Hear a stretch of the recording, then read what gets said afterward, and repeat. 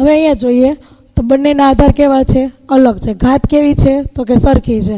હવે જ્યારે આધાર અલગ છે, ઘાત સરખી છે, તો આપણે ત્યારે જ કીધું હતું કે ત્યારે બંનેનો શું કરી દેવાનો? ભાગાકાર. અને ઘાતને કોમન કાઢી લીધી. 4 દુ તો કે 8. કેટલી ઘાત વધી? તો 2 ની 4 ઘાત વધી. જો સાદુરૂપ આપો એવું કીધું હોય તો ખાલી સાદુરૂપ અહીંયા સુધી જ આપવાનું. પણ જો કીધું હોય કે કિંમત શોધો તો 2 ગુણ્યા 2 ગુણ્યા 2 ગુણ્યા 2 એટલે કેટલા થશે? તો કે 16. હવે વાત આવે છે અમુક આપ્યા છે અંક એની ઘાત 7 ની -5 ઘાત, 8 ની 2 ઘાત, 5 ની 6 ઘાત. પણ આ આખું શેમાં છે? તો કે કાઉન્સમાં છે. જો કાઉન્સમાં હોય તોય ભલે, કાઉન્સમાં ના હોય તોય ભલે, પણ આખાની માથે શું ઘાત છે? આ 0 ઘાત છે. જો બંને રીતે કરીએ ને તો કોઈ પણ સંખ્યાની 0 ઘાત હોય એટલે એની કિંમત શું થવાની છે? 1. પણ જો અલગ અલગ કરું 5 ની 6 ઘાત ગુણ્યા 0 પ્લસ 7 ની -5 ઘાત ગુણ્યા 0 પ્લસ 8 ની 2 ઘાત ગુણ્યા 0, તો 5 ની 0 ઘાત કેટલા થશે? 1. 7 ની 0 ઘાત 5 ગુણ્યા 0 એટલે એ પણ કેવા થઈ જવાના? 0 એટલે 1. અને 8 ની 2 ઘાત એની 0 ઘાત એટલે એ પણ કેટલું થશે? 1. તો 1 + 1 + 1 એટલે કેટલું થશે? એ રીતે જોઈએ ને આપણે અલગ પાડીએ ને તેનો જવાબ 3 આવે. અલગ પાડીએ તો.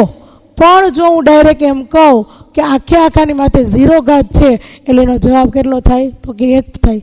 2 રીત કીધી મેં, બરાબર, પણ બંને રીતમાં ફેર છે. શું છે ફેર? તો કે આ મેં આખા કાઉન્સ તરીકે લીધું તો મારો જવાબ આ આવે છે, અને જો બંનેને ઘાત આપું તો મારો જવાબ કંઈક અલગ આવે છે, બરાબર. હવે ત્યાર પછી સંખ્યાને પ્રમાણિત સ્વરૂપમાં દર્શાવો. 0.00000 5 વખત 0 છે, પછી 345 છે. હવે મારે સામાન્ય સ્વરૂપમાં હું આવું લખી શકું 345 છેદમાં 5 ને 3 8 એટલે અહીંયા છેલ્લે 8 0 હશે નીચે,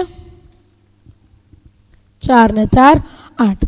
હવે આ 10 ની 8 ઘાત કહેવાય. શું કહેવાય? 345 છેદમાં 10 ની 8 ઘાત કહેવાય.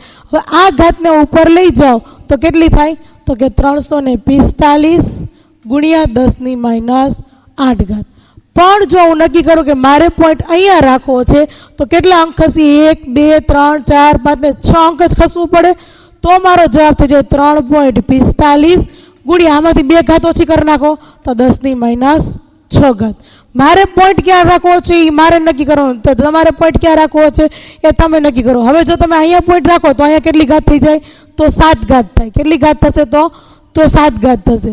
હવે અહીંયા ક્યાંય પોઈન્ટ છે જ નહીં, પોઈન્ટ છે જ નહીં, તો શું કરવાનું? તો કે માની લો મારે અહીંયા પોઈન્ટ રાખવો છે વચ્ચે 3 અંક પછી પોઈન્ટ રાખવો છે. આ બધી જ અત્યારે ધન સંખ્યા છે આપણી પાસે, ક્યાંય પાછળ પોઈન્ટ વાળું છે ને એવું છેદમાં આવે એવું છે નહીં.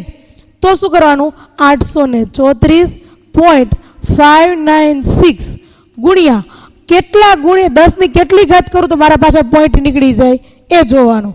અથવા એમ ન ખબર પડે તો બીજી રીત જોઈએ આપણે.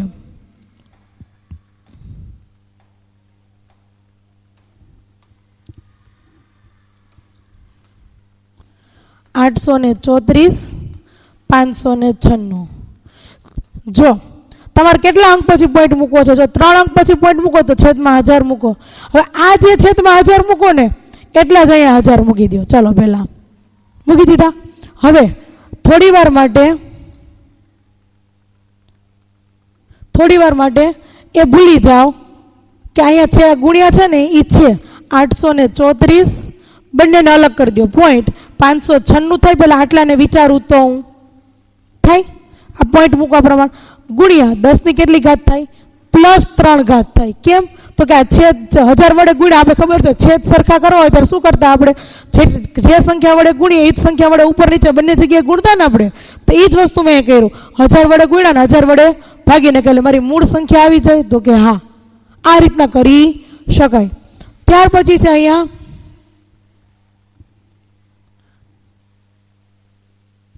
તો કે સંખ્યાને તેના સામાન્ય સ્વરૂપમાં લખો. તો કે તેના સામાન્ય સ્વરૂપમાં એટલે અહીંયા છે ને હું 10 ની જે ઘાતવાળું આપ્યું ને એમાંથી આપણે આમાં ફેરવવાનું છે. અહીંયા આવું આપ્યું તેમાંથી ઘાત સ્વરૂપમાં ફેરવું અને ઘાત સ્વરૂપમાંથી જેમાં સામાન્ય સ્વરૂપમાં ફેરવવાનું છે. તો 5,0,0,0,5 છેદમાં કેટલા આવશે? 1 2 3 ને 4 ગુણ્યા 10ની આ +3 ઘાત છે, +3 ઘાતનો મતલબ થાય એ ઉપર જ રહેશે અહીંયા.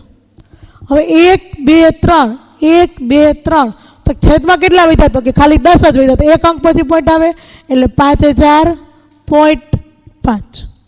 હવે 5.4 એટલે 54 છેદમાં 10 થાય ગુણ્યા 10ની -4 ઘાત છે.